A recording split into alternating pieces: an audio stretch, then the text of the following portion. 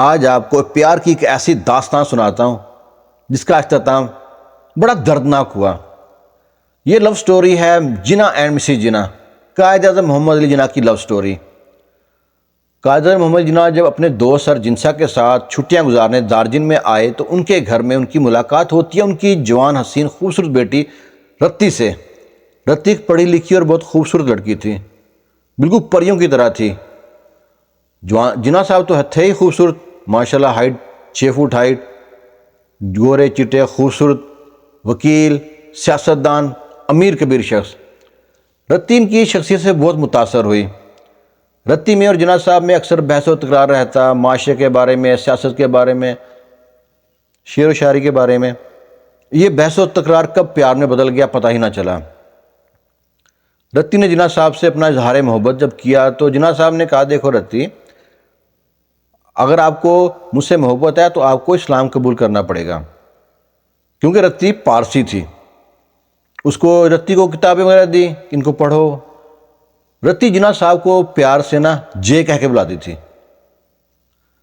پیار پروان چڑھتا رہا۔ رتی جناح صاحب کا انتظار کرتی، جناح صاحب رتی کا انتظار کرتے۔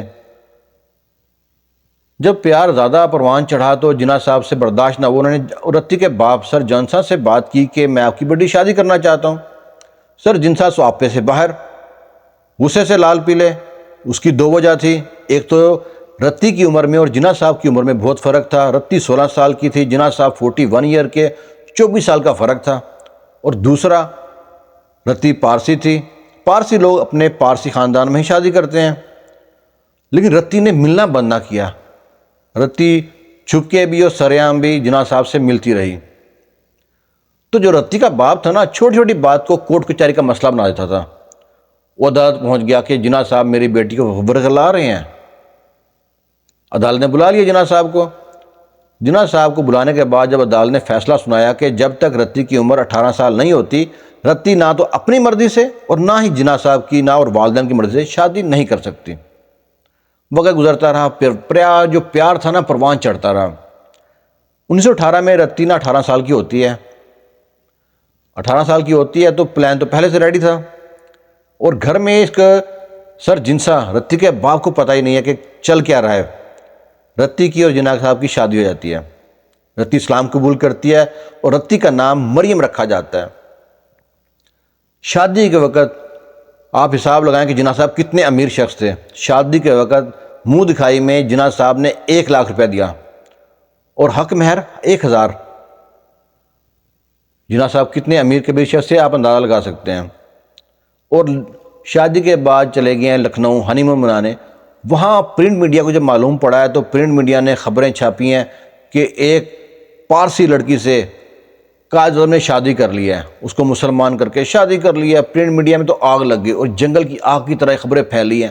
اور جب اخبار پہنچا ہے رتی کے باپ کے گھر میں، اخبار پڑھنے کے بعد معلوم پڑا ہے سر جنسا کو کہ رتی کی شادی ہو چکی ہے۔ سر جنسا ناراض تو ہوئے، رتی سے لا تعلقی کا اظہار کر دیا۔ وہ سر جنسا کا جو پھول تھا وہ جناح صاحب کے گھر میں مہکنا شروع ہو گیا، لیکن سر جنسا نے رتی کو آگ کر دیا۔ معاملے چلتے رہے۔ قائد اعظم سیاست میں بہت بیزی ہو گئے، مشغول ہو گئے سیاست میں۔ شادی کے بعد رتی کو اکثر اعتراض رہتا جناح صاحب سے کہ آپ مجھ کو وقت نہیں دے پاتے۔ جناح صاحب بہت کوشش کرتے وقت نکالنے کی، لیکن پہلی محبت اگر رتی تھی تو دوسری محبت پاکستان تھی۔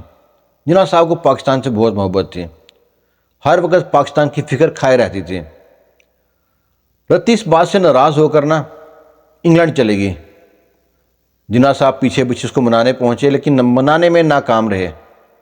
رتی کی ناراضگی دور نہ ہو سکی۔ اور کہتے ہیں جب رتی کا انتقال ہوا تو رتی نے ایک پیار بھرا خط لکھا جناح صاحب سے، اپنے جتنے بھی سنہرے وقت گزرے ان کے، وہ ساری یادیں اس میں لکھی، جناح صاحب سے معذرت کی۔ رتی کا انتقال ہو گیا 1929 میں، رتی کا انتقال ہو گیا۔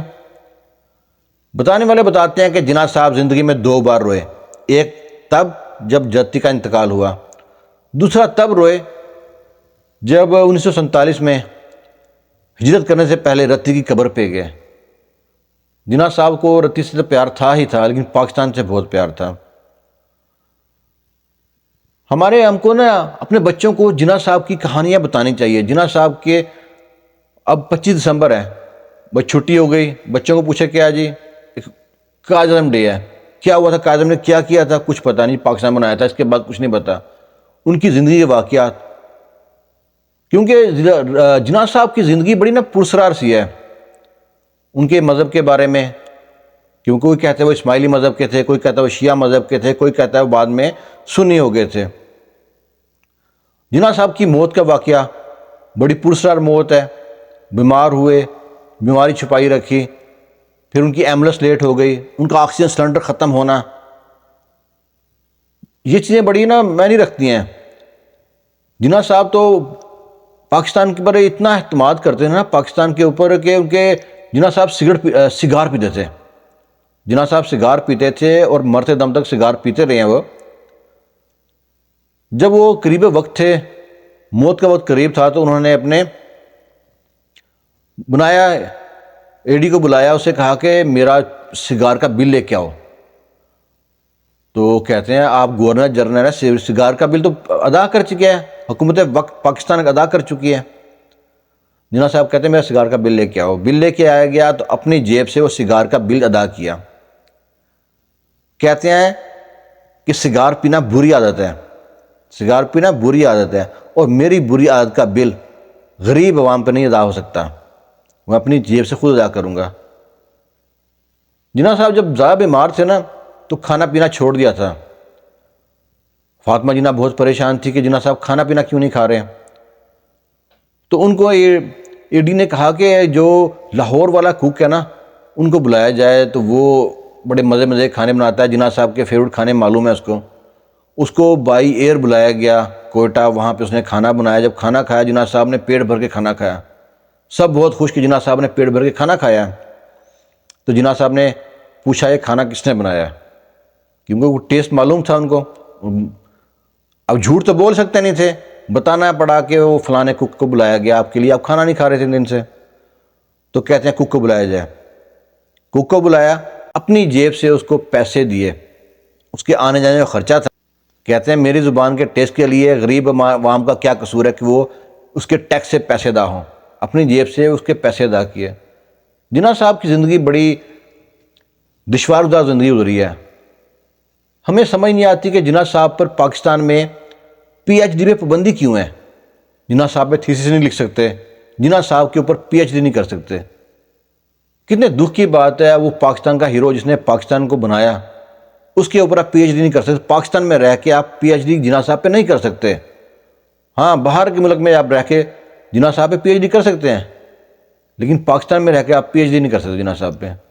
بہت دکھ کی بات ہے نا. اچھا آپ اپنی رائے کا اظہار لازمی کیجیے گا یس اور نو کر کے کہ جناح صاحب کے ساتھ جو زیادتی ہوئی ہیں اس کے پیچھے کس کا ہاتھ ہے. دعا میں یاد رکھنا. اللہ حافظ.